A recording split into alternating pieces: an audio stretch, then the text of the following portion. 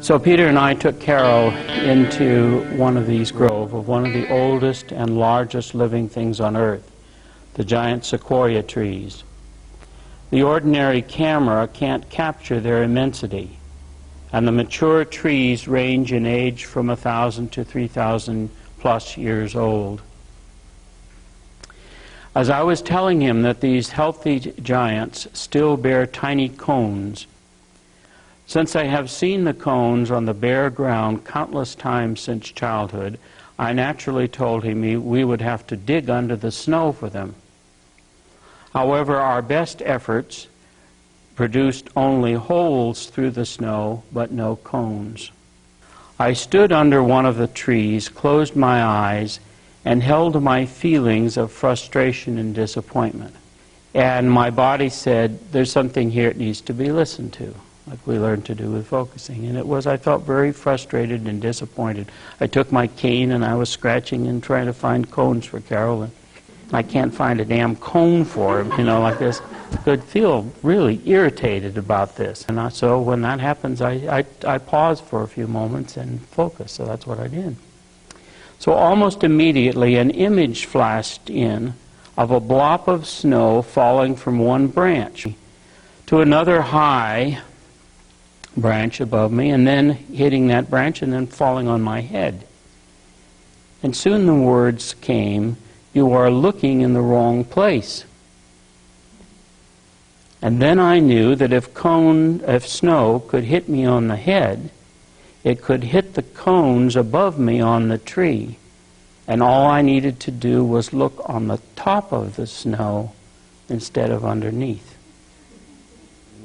As weird as that may sound, I opened my eyes and began to see cones all around me, slightly indented in the snow from their fall, but nonetheless plainly visible.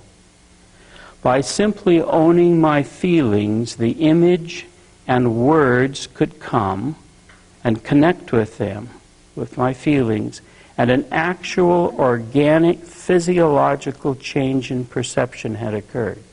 And what shocked me was the physiological change that had occurred. I'm standing in the same spot, I'm looking for cones, I don't see them. I go through this process, I open my eyes and I see them. It never had hit me that dramatically. What happens in this process? I stood stunned by the simplicity yet profundity of this sudden transformation in my body. As I began to pick up cone after cone on the snow, I was amazed at my own programming, my own stale, worn responses to things, perceptions, views, ways of looking at things, how stuck I was in so much of 65 years of seeing things the same way, doing things the same way, that sort of thing. Just amazed me. And I wanted to sit with that then, to be with that, to hold that. I always have considered myself an open, growing person. And I thought, holy smokes. So I held that, and then the words came, and the quote, I wrote them down. Resurrection was always meant to be felt as a continuing now.